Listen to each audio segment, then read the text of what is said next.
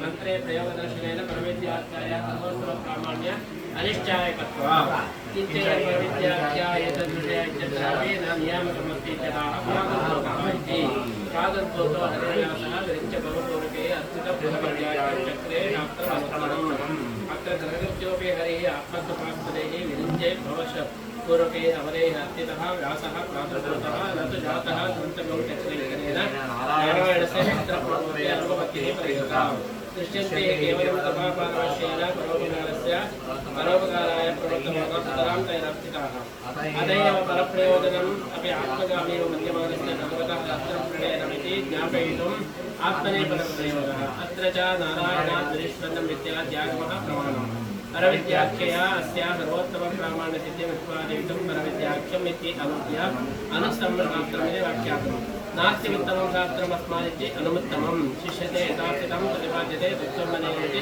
शास्त्रम् इदमुक्तं भवति द्वे विद्ये वेदिते द्वे पराचैवापराच इति विद्याद्वयमुद्दिश्य तत्र अपरा इत्यादिना साङ्गान् वेदान् अपरविद्यात्वेन उक्ता अतपरा यया तदक्षरमिति गम्यते इति परविद्या प्रदर्शिता सा तावत् वेदादिशास्त्रप्रयोगात् परमाक्षरमेव अधिगतिकरणत्वलिङ्गाच्च शास्त्रमेव भवितुमर्हति अन्यथा सकृदुक्ति सकृदुक्तविद्याशब्दस्य अनेकार्थकल्पना अप्रसङ्गाच्च शास्त्रं च प्रमाणं चेति विप्रतिषिद्धं तस्य च परत्वं नाम अन्यन्न भवति इति अनुत्तमत्वमेव तदपि सन्निधानात् प्रमाणत्वेनैव शब्दान्तरसमव्याहारविषयेण सामान्यशब्दस्य विषयार्थस्य कल्पनीयत्वात् तद्यदा परमधार्मिका इत्यर्थः ಹಿಂದೆ ನೀವು ಎರಡು ಶ್ಲೋಕದಲ್ಲಿ ನಾರಾಯಣನ ಬಗ್ಗೆ ಹೇಳಿದ್ದೀರಿ. ನಾರಾಯಣಂ ಸಂಗಮಾಮಿ ನಾರಾಯಣನಿಗೆ ನಮಸ್ಕಾರ ಮಾಡ್ತಾರೆ. ಮತ್ತೊಮ್ಮೆ ಹೇಳಿದರೆ ಗುರುತ್ವೇನ ಪ್ರಣಾಮ ಮಾಡ್ತಾರೆ.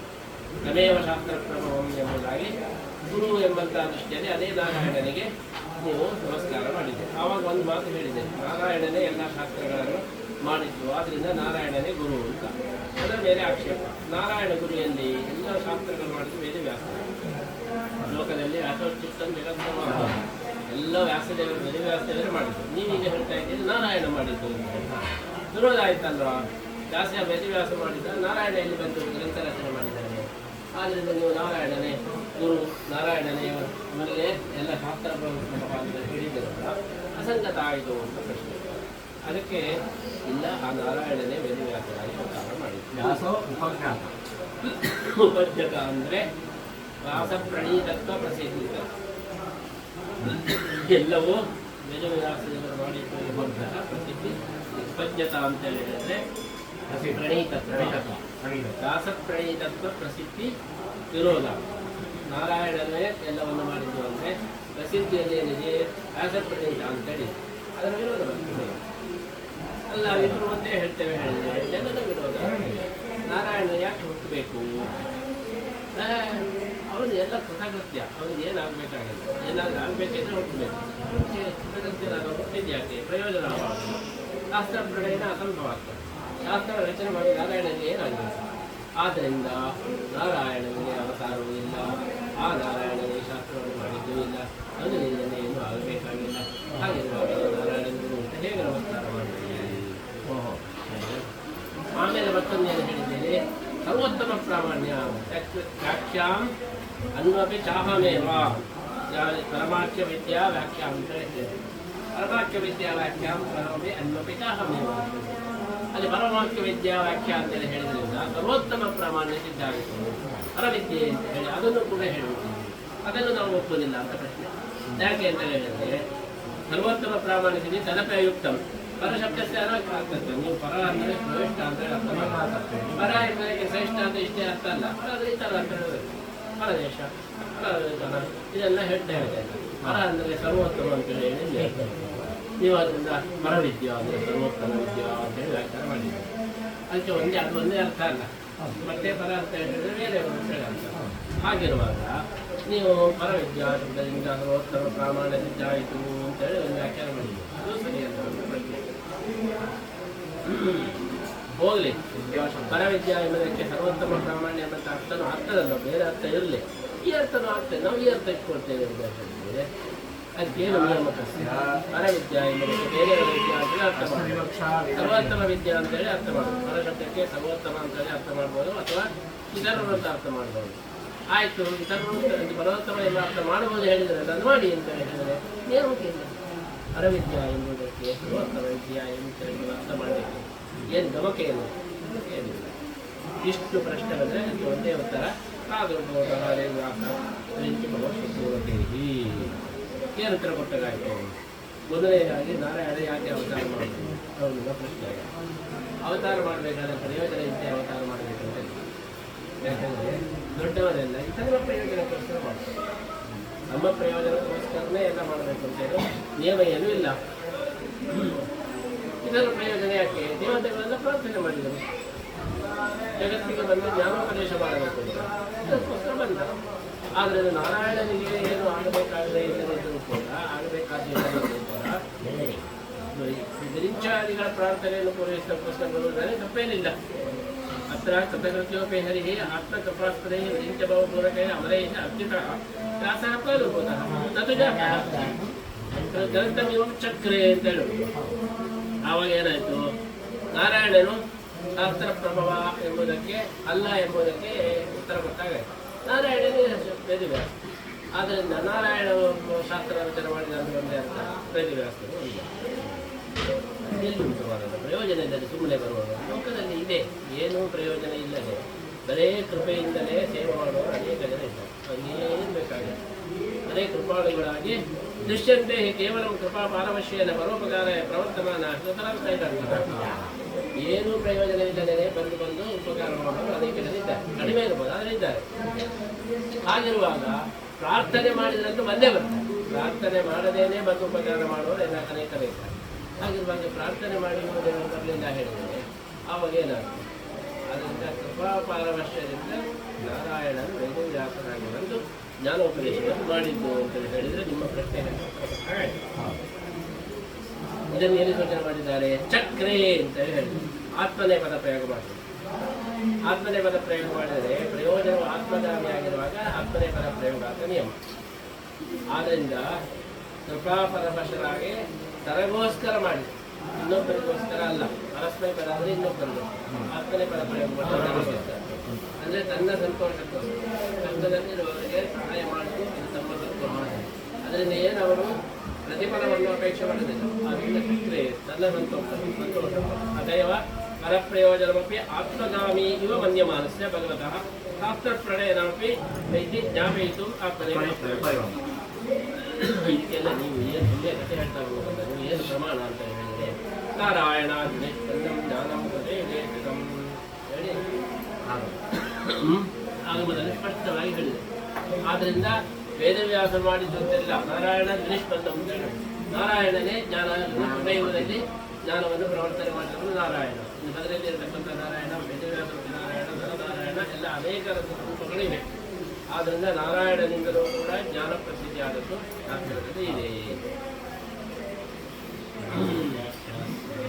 ಇನ್ನು ಪರವಿದ್ಯಾಖ್ಯ ವ್ಯಾಖ್ಯಾ ಅಂತೇಳಿ ಹೇಳಿದಾರಲ್ಲ, ಅದಕ್ಕೆ ಸರ್ವೋತ್ತಮ ಪ್ರಾಮಾಣ್ಯ ಅಂತ ಹೇಳಿ ನಾವು ವ್ಯಾಖ್ಯಾನ ಮಾಡಿದ್ದೇವಲ್ವ, ಅದು ಹೇಗೆ ಗೊತ್ತಾಯಿತು ಅಂತ ಹೇಳಿದ್ರೆ ಚಕ್ರೇ ಶಾಸ್ತ್ರಂ ಅನುತ್ತಮಂ. ವೇದವ್ಯಾಸರು ಮಾಡಿದಂತಹ ಶಾಸ್ತ್ರಕ್ಕಿಂತ ಉತ್ತಮವಾದಂತಹ ಇನ್ನೊಂದು ಶಾಸ್ತ್ರವೇ ಇಲ್ಲ. ಆದ್ದರಿಂದ ಇದೇ ಸರ್ವೋತ್ತಮ. ನಾಸ್ತಿ ಉತ್ತಮಂ ಶಾಸ್ತ್ರಂ ಅಸ್ಮಾದಿತಿ ಅನುತ್ತಮಂ. ಶಿಷ್ಯತೆ ಯಥಾಸ್ಥಿತ ಪ್ರತಿಪಾದ್ಯತೆ ತತ್ವಮನೇನತಿ ಶಾಸ್ತ್ರಂ. ಶಾಸ್ತ್ರ ಅಂತೇಳಿ ಹೇಳಿದ್ರೆ ಏನರ್ಥ? ಪ್ರಮಾಣ ಅಂತ ಹೇಳಿ. ಶಿಷ್ಯತೆ ಯಥಾಸ್ಥಿತಂ ಪ್ರತಿಪಾದ್ಯತೆ ಇದು ಶಾಸ್ತ್ರ. ಆದ್ದರಿಂದ ಸರ್ವೋತ್ತಮ ಪ್ರಮಾಣ, ಸರ್ವೋತ್ತಮ ಪ್ರಮಾಣಭೂತವಾದಂತಹ ಶಾಸ್ತ್ರವನ್ನು ನಾರಾಯಣನು ಮಾಡಿದನು ಎಂಬುದಕ್ಕೆ ಪ್ರಮಾಣಗಳು ಉಂಟು. ಆ ನಾರಾಯಣನೇ ವ್ಯಾಸ ಎಂಬುದಕ್ಕೂ ಪ್ರಮಾಣ ಉಂಟು. ಆದ್ದರಿಂದ ನಾರಾಯಣ ಮಾಡಿದ ಅಂತ ಹೇಳಿದ್ರು ಒಂದೇ, ಶಿಷ್ಯತೆ ಅಂತಂದ್ರೆ ಒಂದೇ. ಶಿಷ್ಯತೆ ಅಂತಂದ್ರೆ ಶಿಷ್ಯತೆ ಅಂತ ಹೇಳಿದ್ರೆ ಶಾಸನ ಮಾಡ್ತಾ ಇದ್ದಾರೆ, ಶಾಸನ ಮಾಡ್ತಾ ಇದ್ದಾರೆ. ಶಿಷ್ಯನಿಗೆ ನ ಪ್ರಮಾದಿತವ್ಯಂ ತಯಾಸನೆ ನ ಪ್ರಮಾದಿತವ್ಯಂ ಇತ್ಯಾದಿ ತೈತರೋಪನಿಷತ್ತನ್ನು ಕಲಿತಿದ್ದಲ್ಲ, ಅದೆಲ್ಲ ಶಾಸನ, ಅನುಶಾಸನ. ಶಾಸ್ತ್ರ ಅಂದರೆ ಏನರ್ಥ? ಅನುಶಾಸನ ಮಾಡುವಂಥದ್ದು. ಹಾಗೆ ಮಾಡಬೇಕು, ಹೀಗೆ ಮಾಡಬಾರ್ದು, ಇದನ್ನೇ ಮಾಡಬೇಕು, ಇದನ್ನು ಮಾಡಬಾರ್ದು ಅಂತ ಹೇಳಿ ಅನುಶಾಸನ ಮಾಡೋದಕ್ಕೆ ಶಾಸ್ತ್ರ ಅಂತ ಹೇಳಿ. ಈ ಅನೇನ ಅಂತ ಹೇಳಿದ್ರಿಂದ ಭಗವಂತನಿಂದಲೇ ಏನೋ ಶಾಸನ ಆಗ್ತದೆ, ಅದರಿಂದ ಶಾಸ್ತ್ರ ಅಂತ ಅನೇನ ಅಂದ್ರೆ ಶಾಸ್ತ್ರಂ ಎಂಬ ಪದವನ್ನು ಪ್ರಯೋಗ ಮಾಡಿದ್ದರಿಂದ ಈ ಪ್ರಶ್ನೆಗೆ ಉತ್ತರ ಬಂತು. ಉತ್ತಮಂ ಶಾಸ್ತ್ರ ಅಂತ ಹೇಳಿದ್ರಿಂದ ಶಾಸ್ತ್ರ ಶಬ್ದದ ಅರ್ಥ ಏನು? ಶಿಷ್ಯತೆ ಅನೇನ ಶಾಸ್ತ್ರಂ.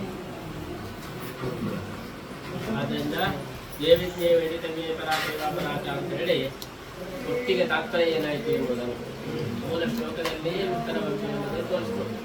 ಅದನ್ನೀಗ ಸಮ್ಮಿಳಿತವಾಗಿ ಹೇಳ್ತಾ ಇದ್ದಾರೆ. ಏನು ಹೇಳಿದಾಗಾಯಿತು ಹೇಳಿದರೆ ಮುಖ್ಯವಾಗಿ ದೇವಿದ್ಯೆ ವೇದಿತವ್ಯೇ ಪರಾಚೇವ ಪರಾಚ ಅಂತ ಹೇಳಿ ದೃಶ್ಯದಲ್ಲಿ ಇದೆ. ಆವಾಗ ಒಂದನ್ನು ಪರವಿದ್ಯಾ ಮತ್ತೊಂದು ಅಪರವಿದ್ಯಾ ಅಂತ ಹೇಳಿದ್ದಾರೆ. ಮತ್ತೆ ಪುನಃ ಪರಾಕ್ಷರಂ ಅನುಬಂಧತೆ ಬ್ರಹ್ಮನನ್ನು ತಿಳಿಸಿಕೊಟ್ಟಂಥ ವಿದ್ಯೆ ಅಂದರೆ ಅದೇ ವ್ಯಾಖ್ಯಾನ ಮಾಡಿದೆ. ಆದ್ದರಿಂದ ಇದು ಬ್ರಹ್ಮ ಪ್ರಪತ್ಪಾದಕವಾದಂಥ ಶಾಸ್ತ್ರವಾದಿಂದ ಇದೇ ಉತ್ತಮ ಶಾಸ್ತ್ರ ಅಂತ ಹೇಳಿ ಮನುಷ್ಯತ್ವದಲ್ಲಿ ಬಾಯಿ ಬಿಟ್ಟು ಹೇಳಿದ್ದರಿಂದ ಇದಕ್ಕೆ ಇನ್ನೂ ಪ್ರಮಾಣ ಬೇಕಾಗಿಲ್ಲ.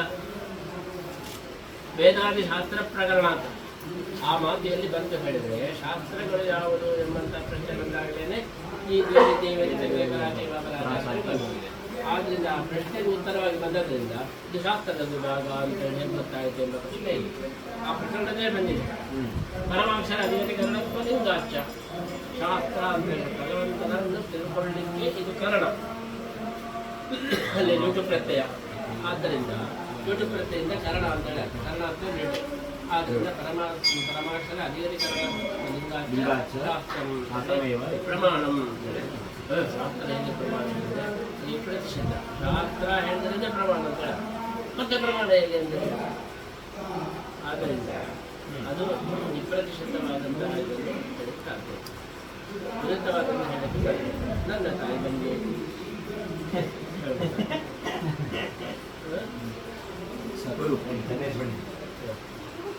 ಏನು ನಮ್ಮ ಸನ್ನಿಧಿಯನ್ನು ಮಗಳ ಸನ್ನಿಧಿ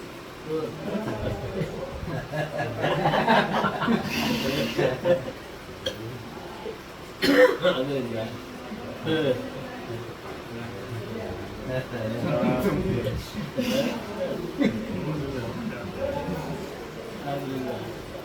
ಬಂದೆ ನನ್ನ ತಾಯಿ ಬಂದೆ ಅಂತ ಹೇಳಿಕ್ಕಾಗುತ್ತೆ. ಶಾಸ್ತ್ರ ಹೇಳಿದ್ರೆ ಪ್ರಮಾಣ ಮತ್ತೆ ಪ್ರಮಾಣ ಹೇಗೆ ಸಸ್ಯ ಪರತ್ವ ನಮ್ಮ ಅನ್ಯನ್ಯ ಬಗ್ಗೆ ಅದು ಬರ ಅಂತ ಹೇಳಿದ್ರೆ ಅನುತ್ತಮತ್ವವನ್ನು ಹೇಳಬೇಕು, ಬೇರೆ ಯಾವುದನ್ನು ಕೂಡಿಸ್ಲಿಕ್ಕೆ ಬರೋದಿಲ್ಲ. ಆದ್ದರಿಂದ ಅದು ಅನುತ್ತಮತ್ವ ಅಂತ ಹೇಳಿ ಹೇಗೆ ಅರ್ಥ ಆಯಿತು, ಪ್ರಮಾಣತ್ವೇನ ಅನುತ್ತಮ ಅಂತ ಹೇಳಿ ಗೊತ್ತಾಯಿತು ಹೇಳಿದ್ರೆ ಅಲ್ಲಿ ಪ್ರಾಮಾಣ್ಯದ ಪ್ರಕರಣವೇ ಬಂದಿದೆ.